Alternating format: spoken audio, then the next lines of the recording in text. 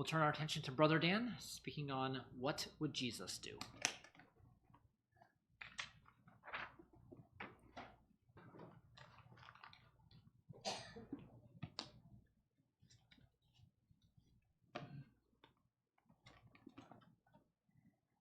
Good morning. I see we filled up. That's a good thing. And good to see you all.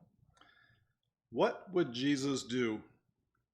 Well, if you know that term, it's a popular term today. It was used many years ago, and it first became somewhat famous in 1896, actually. A man named Charles Shelton, he wrote a book, and it's called In His Steps, and it was subtitled, What Would Jesus Do? So 1896, he writes this book. He was a minister, and it's a novel. So basically, he gave a series of sermons, and out of those sermons came this book. So it's kind of interesting. It's kind of like our Bible Hope book. We did that in a Sunday school project. So he wrote this book, In His Steps, What Would Jesus Do? So it was a novel, and what became a little bit interesting is the copyright had a problem and an error. So the printer who printed, I don't know what happened, something happened with the copyright, so there ended up being multiple printers. And because of that, the price came down and they printed more copies. So the book became actually quite famous. There's now over 50 million copies in circulation for the last 130 years, and it's a top 50 best-selling novel of all time. In His Steps, What Would Jesus Do? That's pretty interesting. So in the novel, as the story goes, he tells this story, and there's this Reverend Henry Maxwell, and he's the preacher of his church, and he encounters a homeless man who comes to the church, and the homeless man really kind of gives him a challenge, and he challenges him to imitate Christ. And what the homeless man's observation is that there's a lot of good church people here, and they don't seem to act like Jesus. That's his observation. He says, why is it that good church people don't act like Jesus? So the story continues, and the preacher decides to take action on this in the story. And many people begin asking themselves the question, what would Jesus do? So for all their life things, should I go here? Should I do this? How do I do that? Well, what would Jesus do in the same situation? They began asking themselves. So eventually the characters embrace their faith, and they more seriously focus on Jesus. So it's really a nice ending. So about 100 years later, started 1896, 1990s, there came a little movement. I got that right. What would Jesus do? So if you haven't seen that, there's a little bracelet, and if you're lucky enough, you might get one at the end. So that's been kind of a reminder for people to think about, what would Jesus do? So I'd like us to consider that today as something to think about and action on and remember. What would Jesus do? And what did Jesus do? And what should I do? So I'll start with the story. Long time ago when I was young, there must have been some event at church, and a lot of you guys know I'm a real prompt person about on time and stuff, and I don't like being late. I don't like being late because my dad was always late to church, and Dixie Zilmer was always turning around so slowly and staring, and I just died with embarrassment as a kid walking into church always late. That's just how it was. So when I became old enough to drive, I was early, and I like to be early. So I had some conflict, and I had to ask a friend for advice, and my friend happened to be an atheist. So my friend's name was Doug Murgia. And he was my basically teacher at work. He taught me how to sell. So my dilemma was this. I said, what do I do if I am teaching Sunday school? We had Sunday school first then.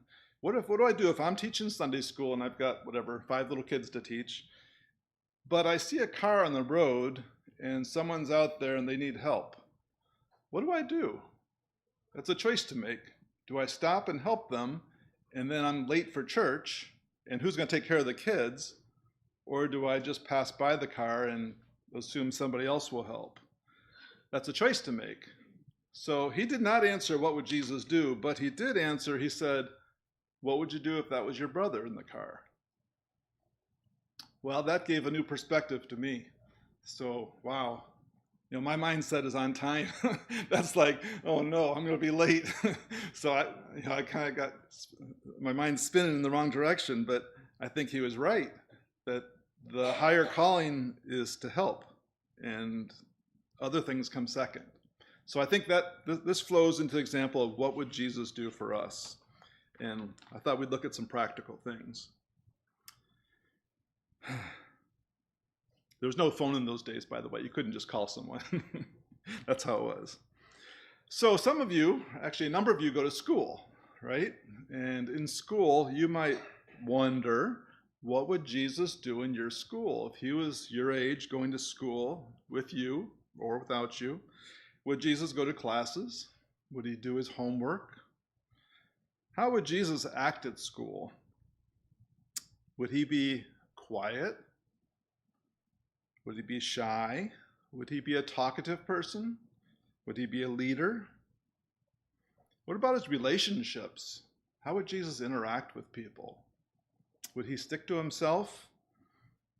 How would he behave in school? What would Jesus do? We don't know exactly, but the Bible gives a clue here or there, so we'll look at a few of these in different ways. So in Luke 2, verse 51, we get one clue.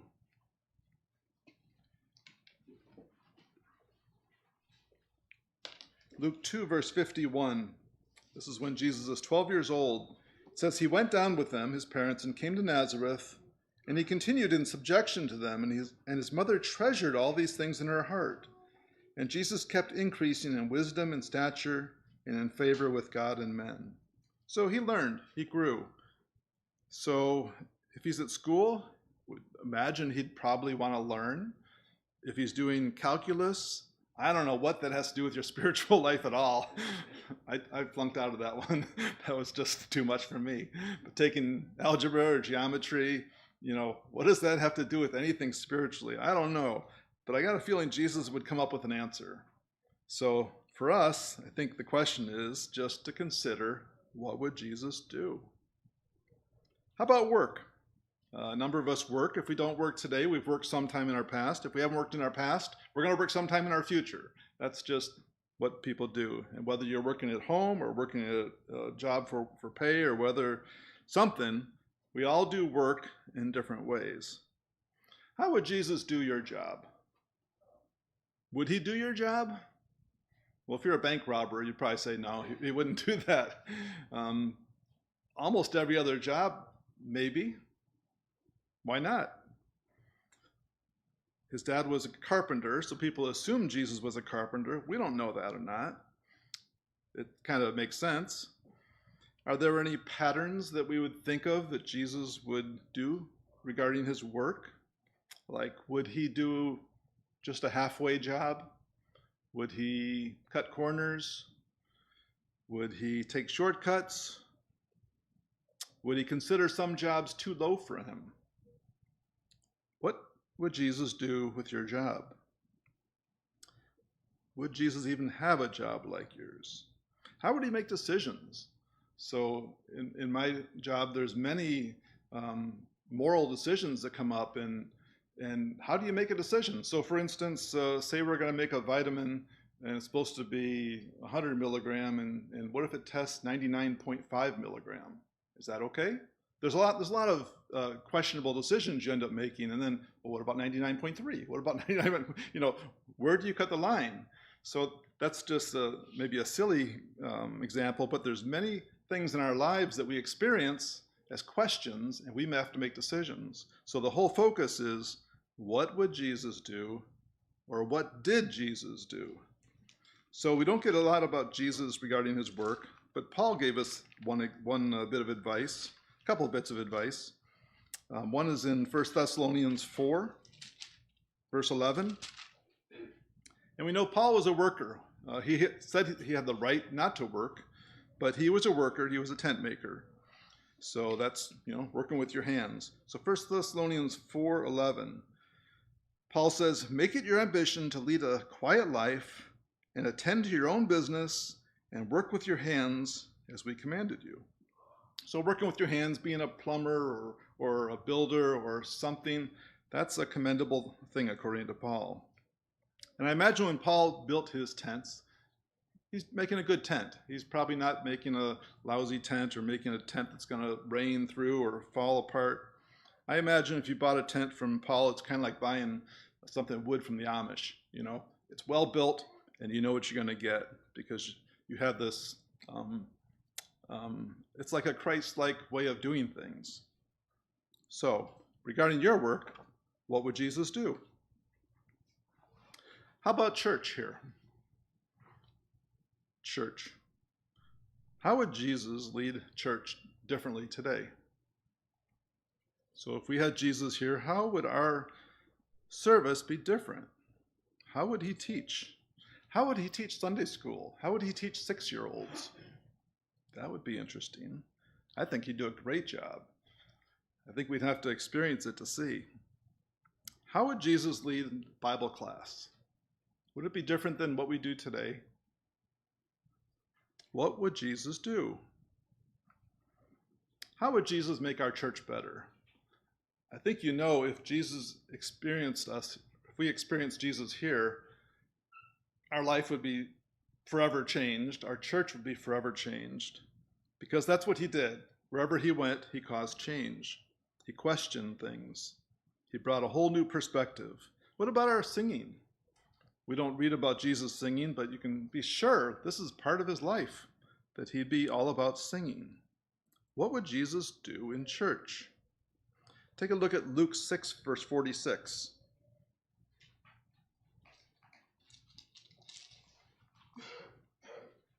Luke 6:46. Jesus says simply, "Why do you call me Lord, Lord, and not do what I say?" We're called to follow Jesus. We're called to do what he says. If he was here, we would do exactly what he says because he would be the authority. I wonder how we do that today. Is there some way that we should follow better? Is there a way that we could consider what would Jesus do today in a more lasting and real way? So what did Jesus do? I get the sense he'd be less concerned with our parking lot holes than he is about our lost sheep that we're missing. There's a time and a place to fix holes in a parking lot, that's for sure. But the focus from Jesus was always on the people. What about your free time? Our generation has more free time than all of history, all of mankind in the world today. What would Jesus do with his free time? What did Jesus do with his free time? A lot of us watch TV. Would Jesus watch TV? Would Jesus play basketball like I like to? Would he play soccer, Livre? Would Jesus go shopping for the basics? For a lot more? Would Jesus go to the movies, and which ones? What would Jesus do? Tell you a little story. When I was, whose age? I was about 16, 17. I was in the habit of watching horror movies, and it was a really lousy habit, but that's what stupid people do when they're that age, and I was one. So I would watch horror movies, and eventually it sticks in your mind because what you see sticks. So at our house in Elmhurst, eventually I was afraid to walk from our first floor down to the basement because we had a window halfway, and I was afraid someone was going to jump through that window. So you watch enough of these bad movies, it takes over your mind. And eventually my dad said something to that about me. He says, that can make you start thinking things. And he was right. So eventually I had to stop watching these. Eventually I didn't want to watch them, but I eventually, for near term, I had to stop watching because it was taking over my mind. So what would Jesus do with his free time? What would he read? We're in the habit of looking at our phones hours per day. I'm guilty of that as well as anyone. I'm not saying this as a know-it-all or someone who solved all these things. I'm just asking questions. Sarah, the question is, what would Jesus do? So look at 1 Peter 4, verse 10.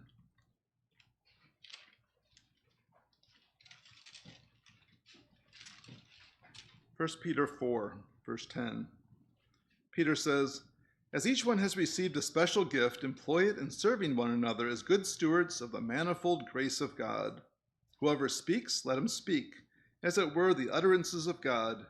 Whoever serves, let him do so by the strength which God supplies, so that in all things God may be glorified through Jesus Christ, to whom belongs the glory and dominion forever and ever." It's kind of like Paul said pretty much, is give it your best. Don't give it halfway. Give everything the best.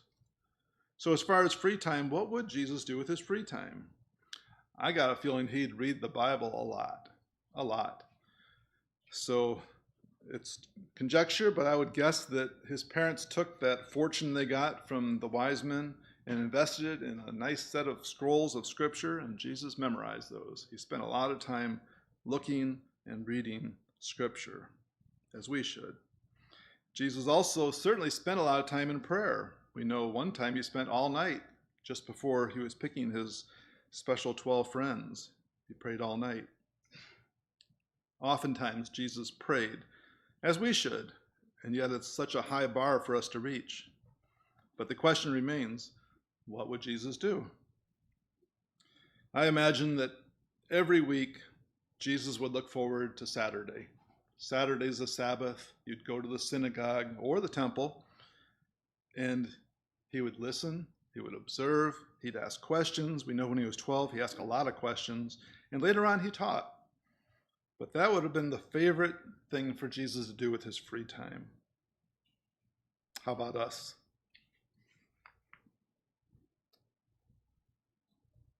What about your family? What would Jesus do in your family? Probably all of us would say, well, mine's pretty dysfunctional because we're people, and each of us, once we join the family, we make it dysfunctional. What would Jesus do in your family? Your family messes with someone offending someone, maybe someone with some kind of problem that's affecting everyone else. Maybe your parents are too strict, maybe they're not strict enough. Maybe you have sibling rivalry, maybe the kids are a mess. What would Jesus do if he was in your situation? It's a hard one. Mark chapter 3, we get some clues about Jesus' family, and it wasn't smooth sailing. Mark 3, verse 20. It says, Jesus came home, and the multitude gathered again to such an extent that they couldn't even eat a meal. When his own people heard of this, they sent out to take custody of him. This is his family. They sent out to take custody of him, for they were saying, he has lost his senses. He's out of his mind. So these are the people in his family who raised him, grew up with him, watched him begin his ministry, and shortly after that, they've turned on him saying, this guy is nuts. He's lost it. Let's just go bring him home. Let's get him out of this public life. Whatever's going on, it's just not right. His own family turned on him and questioned him, denied him. So what would Jesus do in that situation? Well, he told them, these are my brethren, right? My brethren are those who do the will of God. So he kind of made a choice, but he didn't turn his back on his family, did he? Not at all. Another passage in John 6 speaks about his family a little bit.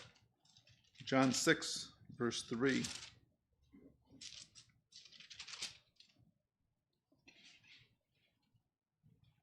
John 6, verse 3, Jesus went up on the mountain, and there he sat with his disciples. Now the Passover was at hand. The Passover, the feast of the Jews, was at hand. Jesus, therefore, lifting his eyes and seeing that a great multitude was coming to him, said to Philip, where are we to go to buy bread? I'm in the wrong chapter. Wondered why that was. John 7, verse 3. John 7, verse 3. So again, another feast of the Jews is at hand, the Feast of Booths. His brothers therefore said to him, depart from here and go into Judea, that your disciples also may behold your works which you are doing. So his brothers are kind of challenging him. For no one does anything in secret when he seeks to be known publicly. If you do these things, show yourself to the world, for not even his brothers were believing in him. So he's got a problem at home, as often happens in families. So Jesus takes on this challenge. He says, "My time is not yet at hand, but your time is always opportune. The world cannot hate you, but it hates me because I testify of it that its deeds are evil. Go up to the feast yourselves. I do not go up to this feast, because my time is not yet come." And then he does go up later privately. So how does he interact with his family? How does he take on that challenge? Does he avoid it, like some of us do?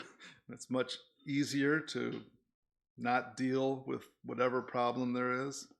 Much easier just to go on and be unhappy than it is to confront things. A lot of us share that sentiment.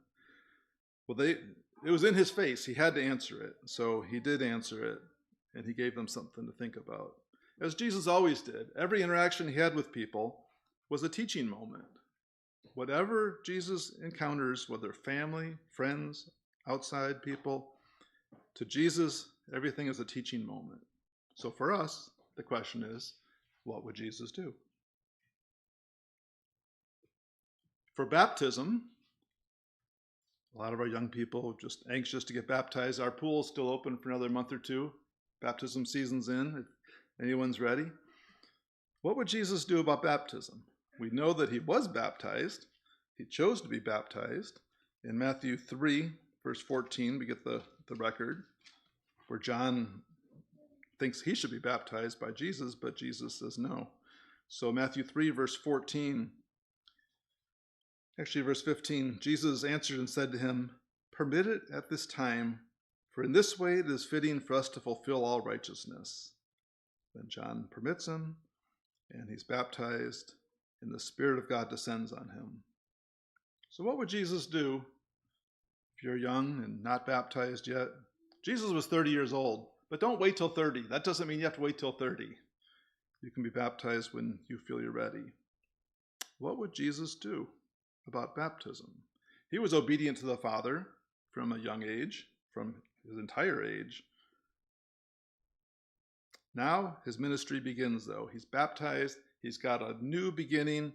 He's dedicated, and it's like a Nazirite vow almost. It's like, he's a new man, and here he goes. So for us, the question is, what would Jesus do? How about sin? Sin's an opposite subject. Jesus didn't sin, so you might say, well, it doesn't matter what Jesus would do. He didn't sin. But it's still worthwhile thinking how not to sin. So we're all tempted in different ways. Tempted of the eyes and the flesh and the pride. So when you and I are alone and no one's watching and we're tempted in different ways, what would Jesus do? Well, we know in Matthew 4 what he did do. So the devil came and tempted him. Each time Jesus answered with a quote from the law. "It is written, it is written, it's written." And finally, "Be gone, Satan. You shall worship the Lord your God and serve him only." So how would Jesus overcome your temptation or my temptation? That's worth thinking about. What would Jesus do, and what did Jesus do?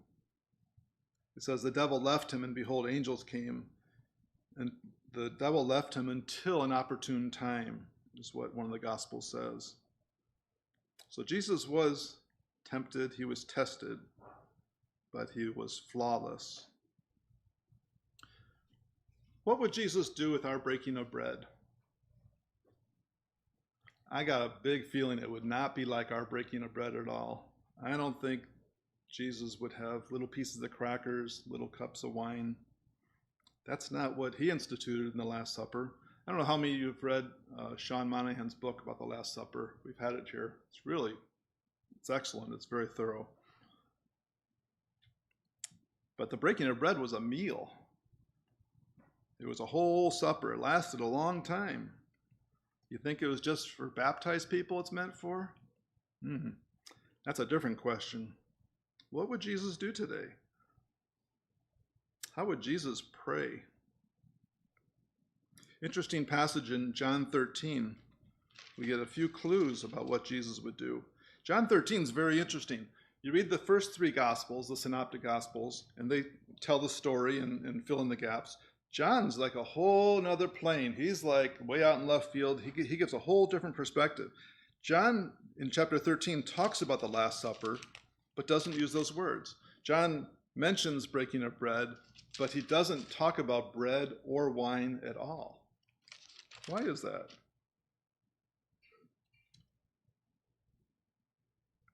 John talks about different things here that Jesus did. At the Last Supper, he talks about washing feet. The other Gospels don't do that. So that's important to that writer of what was missed in the other Gospels. John talks about who's going to betray Jesus.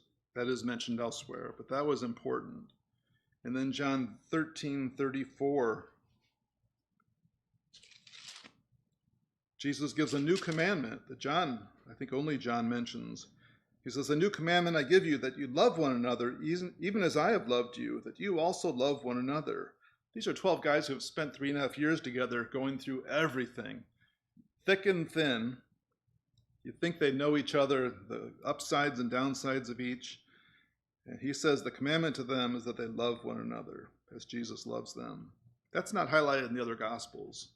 So again, John has no bread, no wine, but a mention of the special feast, the meal that they shared together. So how would Jesus break bread with us today? How would it be different? I hope these are good things for you to think about. Jesus repeatedly said, "Follow me." That's why we read the short passage at the beginning. So back in Matthew 4, verse 19, Jesus says to them, when he calls Peter and Andrew, he says, "Follow me, and I will make you fishers of men." In Matthew 8, verse 22, another of the disciples said to him, "Lord, permit me first to go and bury my father." But Jesus says to him, "Follow me, and let the dead bury their own dead." The priority is always to follow Jesus. Matthew 9, verse 9, as Jesus passed on from there, he saw a man called Matthew sitting in the tax office, and he says to him, "Follow me." And he rose and followed him. In Matthew 10, verse 28, Jesus said, "Do not fear those who kill the body, but are unable to kill the soul, but rather fear him who is able to destroy both soul and body in hell." Then verse 38, "He who has found his life shall lose it. He who has lost his life for my sake shall find it." Matthew 16, verse 24.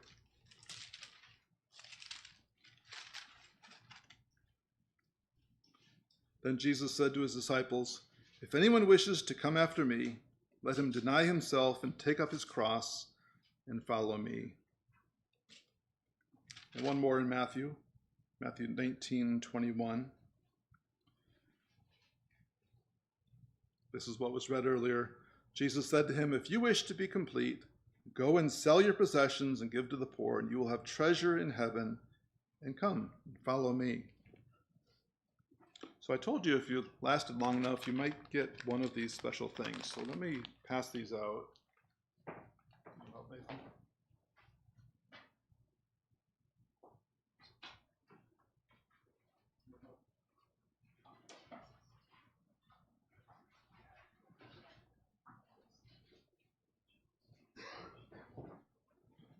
So it's a little memento that says, "What would Jesus do?" WWJD. This is something that the world has used very successfully. It's a good reminder. So if you don't want it on your wrist, that's okay. I hope you can take it home and keep it somewhere that's going to remind you. So it might be in your car. If you got a problem driving and you really got anger with people and whatever, maybe you keep that in your car. And the next time someone cuts you off or drives too slow, like really bugs me, then I'd look and say, what would Jesus do? Or maybe it's at home. Maybe it's when you wake up in the morning. The first thing you see the message, what would Jesus do today? Maybe it's when you go to sleep and it's your end of the day routine. What would Jesus do? Maybe it's by the TV where you're deciding what to watch and you think, what would Jesus do? So I hope you find this useful to keep somewhere that will be useful to you. So one final passage from 1 Peter 2, verse 21. Thank you, helpers. 1 Peter 2, verse 21.